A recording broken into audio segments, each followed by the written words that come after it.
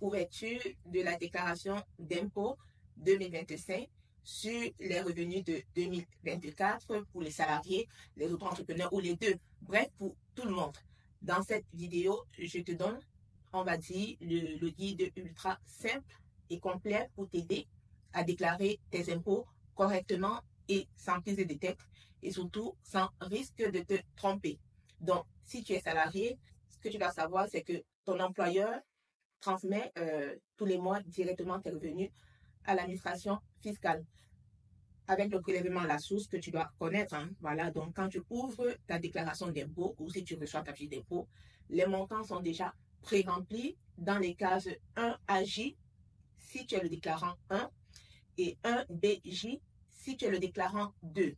Donc, ce que tu dois vérifier sur ta déclaration d'impôt pré-remplie, ce sont les montants exacts.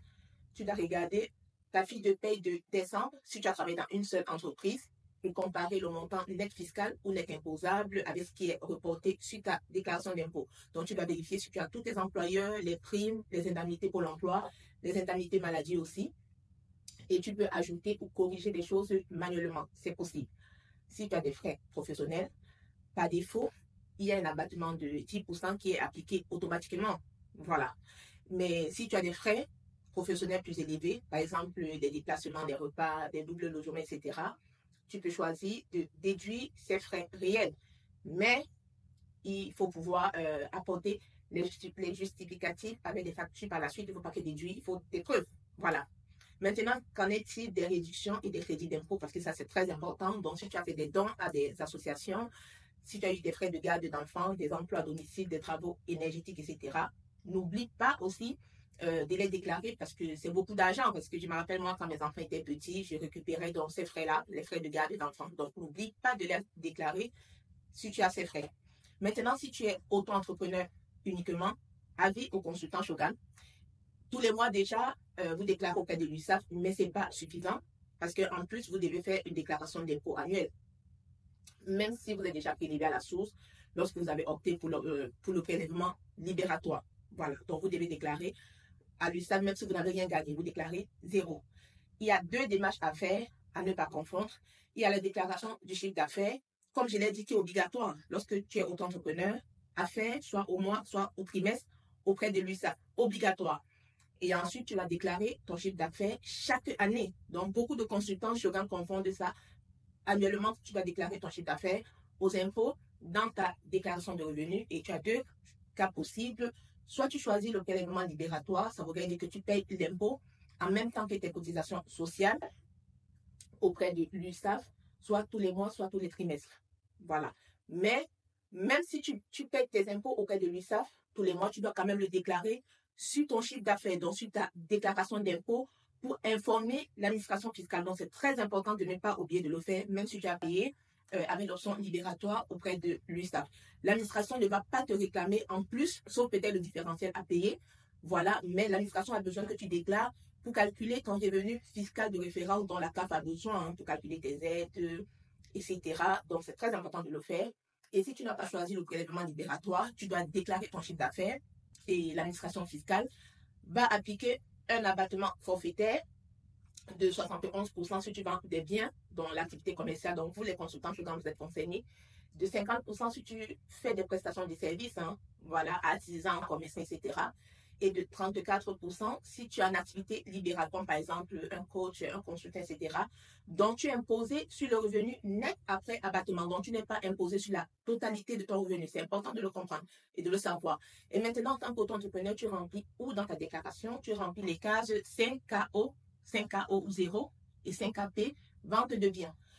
5KO, 5KP pour les prestations de services commerciaux et artisanales et 5HQ et 5IK pour les activités libérales non réglementées. Tu remplis la case 5HY et 5IY pour les professions libérales réglementées, exemple les avocats, les experts comptables, etc. Maintenant, si tu cumules le statut de salarié ou d'auto-entrepreneur, comme la plupart de nous, dont moi, naturellement, tu dois déclarer ton salaire qui est déjà pré-rempli dans les cases 1AJ et 1BJ, comme je l'ai expliqué. Voilà. Et en plus, tu dois déclarer ton chiffre d'affaires d'auto-entrepreneur dans les cases que je viens de citer. Voilà. Donc, tu fais les deux. Tu déclares tes revenus salariés et non salariés. Attention, tu ne dois pas confondre ton chiffre d'affaires, donc ce que tu encaisses, de ton bénéfice, ce qui te reste après les frais. Parce qu'il y a beaucoup qui confondent les deux. Le chiffre d'affaires, c'est pas le bénéfice. Voilà. Parce que l'administration fiscale applique l'abattement. Voilà. Donc, tu n'as rien à faire, tu déclares ton chiffre d'affaires et l'administration fiscale applique l'abattement et c'est sur la base de ce montant net après abattement que tu payes. Voilà. Donc, même si tu n'as pas gagné, tu dois quand même déclarer. Voilà, c'est obligatoire. Donc, tu déclares d'abord auprès de l'USAF. L'USAF t'envoie l'attestation fiscale et ce sont ces montants-là que tu déclares. Et si tu as opté pour le prélèvement libératoire, comme je l'ai dit, tu déclares quand même ton chiffre d'affaires. Hein, voilà. Et comme je l'ai dit, tu ne vas pas payer d'impôts supplémentaires, mais c'est ça pour calculer le revenu fiscal des références important pour tout, pour tes aides, pour tout ce que tu veux faire, si tu veux acheter, etc. Pour les étrangers en France, parce que vous êtes aussi ma cible. Si tu déclares pour la première fois, tu déclares pour la première fois parce que tu viens de t'installer en France, que tu travailles, que tu sois étudiant, ce que tu dois faire, si tu n'as pas encore de numéro fiscal, tu n'as pas de numéro fiscal, bien sûr, parce que tu déclares pour la première fois, tu vas sur le site impôt.gouv.fr, voilà, trouver un contact, trouver un contact particulier, formulaire pour demander un numéro fiscal. Cette démarche-là, tu dois la faire, voilà, pour avoir ton numéro fiscal, parce que sans ton numéro fiscal, tu ne peux pas déclarer. Ou sinon, plus simple, tu te rends directement au centre des impôts de ta ville avec ton titre de séjour ou ton passeport, un justificatif de domicile, bien sûr, ton contrat de travail ou un justificatif de revenu. Voilà. Après, même si tu n'en as pas, c'est pas grave. Le passeport, le titre de séjour et le justificatif de domicile suffit. Et une fois que tu as ton numéro fiscal, tu crées ton espace personnel sur impôt.gouv et tu fais ta déclaration en ligne si c'est possible.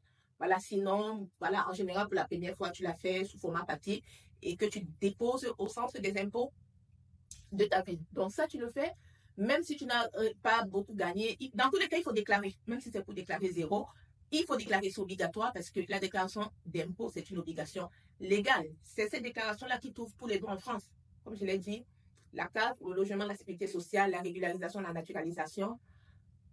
En France, tout repose sur cette déclaration d'impôt-là. Donc, c'est obligé de ne pas oublier de la faire. Donc, tu es concerné, que tu sois salarié, auto-entrepreneur, étranger, nouvellement arrivé en France, que tu cumules les deux. Donc, si tu cumules les deux, tu déclares tes revenus salariés et tes revenus non salariés. C'est très important.